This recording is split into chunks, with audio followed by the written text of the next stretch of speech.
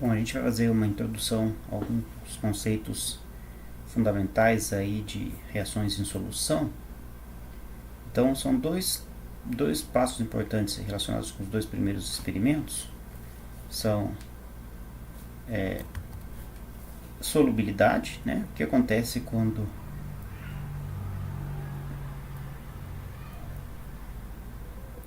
solubilidade, desculpem a letra aqui, ainda estamos nos aprimorando com isso. Solubilidade de compostos iônicos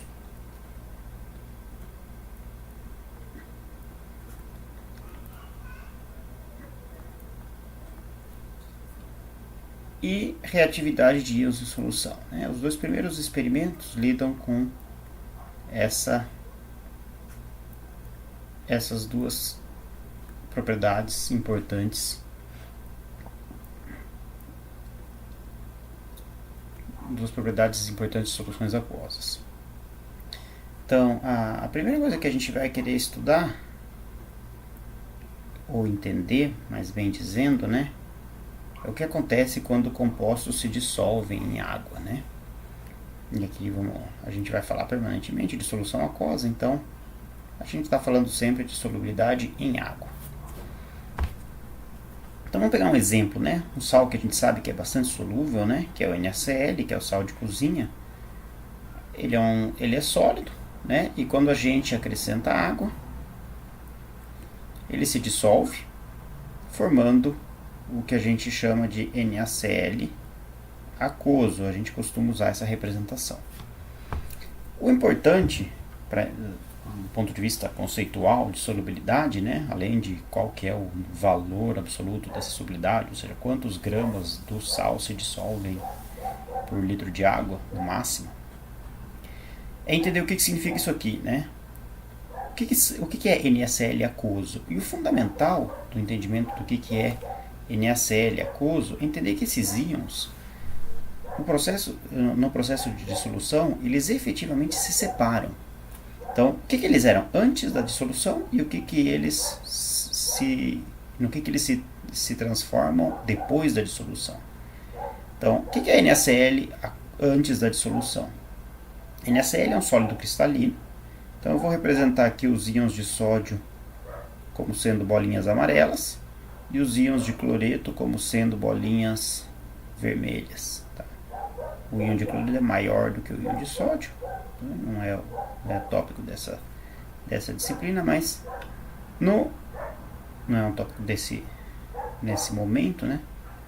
Mas o que importa para a gente nesse instante é que a estrutura do NaCl é uma estrutura organizada. Tá? O NaCl é um sólido cristalino, então o que a gente tem é uma estrutura organizada, onde tem até alternância em 3 dimensões, né? Que eu estou fazendo uma representação bidimensional. Mas a gente tem uma alternância nas 3 dimensões do espaço dos íons de forma bem estruturada e organizada, né? Então isso aqui acontece nas 3 dimensões do espaço. Quando isso aqui se dissolve, né, o que efetivamente acontece? O que efetivamente acontece quando tem uma dissolução do NaCl em água, e isso que é o importante a gente entender, é que o processo de dissolução vai levar à separação desses íons, né? E é a separação completa dos íons. Então a gente vai formar íons de sódio separados uns dos outros em água e íons de cloreto separados uns dos outros e separados dos íons de sódio em água também. O que tem em volta de cada um desses íons, né? Então, aqui, né, eu vou pintar de azul, né? Tudo aqui tem água, né? Em volta disso, aqui tem água. Aconteceu o processo de dissolução, né? Acho que vai ficar mais bonitinho. Aqui aconteceu o processo de dissolução. Então, aqui em volta tem água. Como é que são essas interações, né? O que a gente tem em torno de um íon de sódio? A gente vai ter diversas moléculas de água, e aí vamos lembrar como é que é a molécula de água. A molécula de água é H2O, né, tem essa estrutura aqui, sendo que o oxigênio ele é mais eletronegativo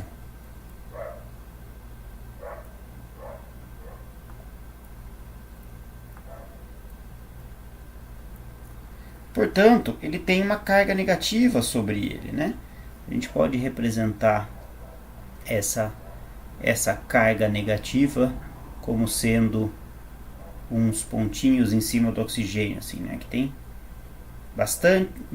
muitos elétrons em torno do átomo de oxigênio. Então tem elétrons em torno desse átomo de oxigênio que fazem com que ele seja mais negativo do que os átomos de hidrogênio. E esse íon de sódio, né? Evidentemente, esse íon de sódio é um Na+, então ele tem uma carga positiva, de tal maneira que a água vai se organizar em torno desses íons de sódio, apontando em média o oxigênio na direção do sódio, né?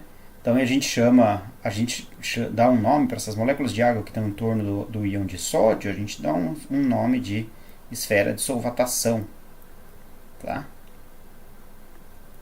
Então são as águas que estão solvatando o íon de sódio. Mesma coisa acontece com o cloreto, tá? Então o cloreto é um Cl-, vamos botar aqui dentro, né? Ele é uma bolinha vermelha no nosso desenho.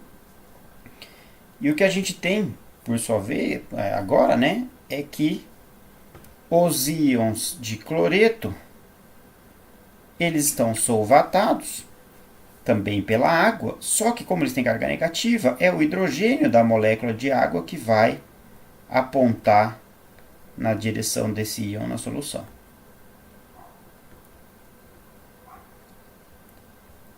Tá? Isso é o que de fato existe na solução, tá? São íons de cloreto cercados por moléculas de água, com a sua esfera de solvatação.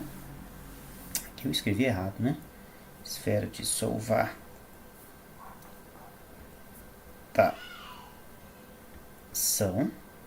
Perdão.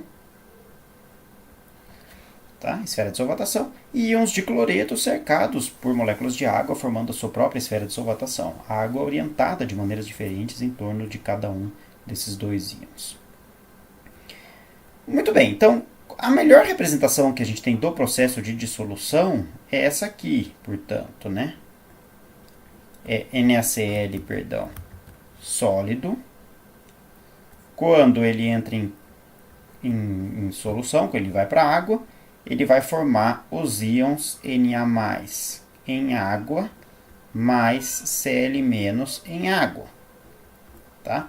Aquela representação que a gente escreveu lá em cima e que a gente encontra com muita frequência, que é isso aqui, ela é um sinônimo dessa representação onde os íons estão separados. Então é muito importante para entender que em água os íons estão separados uns dos outros, tá? Então, de tal maneira que essa espécie aqui, que seria, sei lá, por exemplo, um par NaCl, um junto do outro, em água, isso aqui não existe, tá? É importante, isso aqui não existe na água. Isso é muito importante para a gente entender a reatividade dos íons na solução. Por quê? Porque aí quando eu pergunto para vocês, por exemplo, né, a gente tem uma solução de NaCl aquoso. Então a gente tem uma solução de sal em água, que tem esses dois íons. Na e Cl- aquosos. E alguém diz pra gente que quando você mistura essa solução, vamos colocar aqui um pote, tá? Então, você tem uma solução que tem esses íons. E você acrescenta a essa solução nitrato de prata, tá? HNO3. Tá? Você pode acrescentar uma solução de nitrato de prata. Então, vamos escrever nitrato de prata aquoso. E alguém diz para vocês, olha, esse processo aqui leva a precipitação, né? Isso aqui forma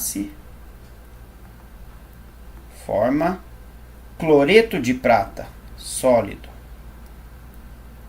GCl sólido. Então, esse processo forma essa espécie em solução. O que de fato está acontecendo, né? Primeiro a gente é costume encontrar essa reação representada da seguinte maneira: NaCl aquoso mais nitrato de prata aquoso, formando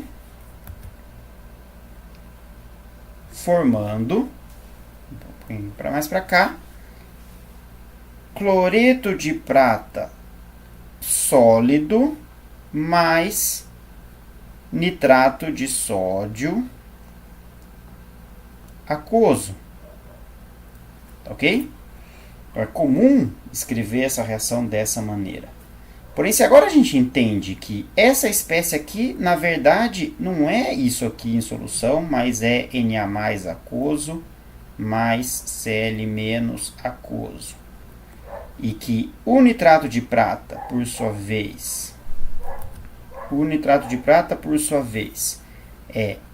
está dissolvido em solução. Então, os íons se separaram também. É prata mais aquosa mais nitrato, que é NO3- aquoso. A reação que existe nessa solução é a reação do cloreto com a prata, que vai formar cloreto de prata sólido. Aqui sim existe uma reação efetivamente acontecendo. E o que sobra é isso aqui, NaNO3 aquoso. E NaNO3 aquoso é a mesma coisa que Na aquoso mais NO3 menos aquoso, que é exatamente a mesma coisa que a gente tinha antes, tá vendo? Na aquoso, NO3 aquoso, Na aquoso, NO3 aquoso. Então, nessa reação aqui, de fato, não aconteceu nada com o sódio, não aconteceu nada com o nitrato, não aconteceu nada com o sódio e não aconteceu nada com o nitrato. Tá? O nitrato e o sódio não ficaram sabendo que aconteceu uma reação química em solução. Eles estavam cercados por moléculas de água antes da reação e continuaram cercados por moléculas de água depois da reação. O nitrato estava cercado por moléculas de água antes da reação e continuou cercado por moléculas de água depois da reação. Quem de fato reagiu foi a prata com o cloreto, formando uma espécie sólida. Então, a reação que de verdade aconteceu na solução, e a maneira com o significado químico mais preciso da reação que aconteceu nessa solução, foi que a prata aquosa, ou seja, íons de prata que estavam na solução, reagiram com cloreto que estava em solução, formando cloreto de prata sólido. Então, isso é o que verdadeiramente aconteceu nessa solução, tá? Do ponto de vista físico mesmo. A prata se encontrou com o cloreto na solução, formando o cloreto de prata sólido. E aqui, de novo, a gente tinha os íons, o que a gente tinha antes, né? Vamos separar aqui, antes e depois. O que a gente tinha era íons de cloreto dispersos na solução. Vamos desenhar a prata com cor de prata, né? Íons de prata dispersos na solução. Cada um deles cercado por moléculas de água, eles não estão em contato originalmente entre si, por isso que eles estão na forma aquosa. Mas quando você mistura essas duas soluções, esses íons passam a se encontrar, e ao se encontrar, eles efetivamente grudam um no outro e vão formando cada vez aglomerados cada vez maiores, que levam à formação de cloreto de prata sólido. E o cloreto de prata sólido é uma espécie agora que é um sólido organizado similar, para esse tipo de representação que a gente está fazendo, ao cloreto de sódio. Então aqui, para esse grau de representação, é a mesma coisa que a gente tinha antes, né? Então você saiu de íons que estavam dispersos numa solução e formou agora uma estrutura organizada, sólida, que vai se separar da solução formando o precipitado. Né? Então, de novo, isso aqui é uma representação simplificada de uma coisa que está acontecendo aí em 3 dimensões, né? Tá no espaço. Então, o que é a mensagem, né, dessa aula, né? é que quando você tem um processo de dissolução, você separa os íons efetivamente, que estavam numa estrutura sólida, esses íons agora estão separados na solução, e cada um fica lá independentemente solvatado pelas moléculas de água. Quando uma reação acontece no meio onde tem essa solução, não necessariamente essa reação envolve todos os íons. Ela pode envolver só os íons de carga positiva de uma das espécies e os íons de carga negativa da outra espécie, formando um sólido. Os íons complementares que estavam na solução, nesse caso o sódio e o nitrato, não participam em absoluto dessa reação. Eles estavam na forma solvatada por água antes do processo acontecer e continuaram exatamente do jeito que eles estavam depois do processo acontecer. Então, todas as reações químicas que envolvem compostos solúveis em água, é bom olhar elas desse ponto de vista, ou seja, separar quem são as espécies que realmente estão participando da reação química que você está estudando, para entender o processo físico que de fato está acontecendo na solução. Então,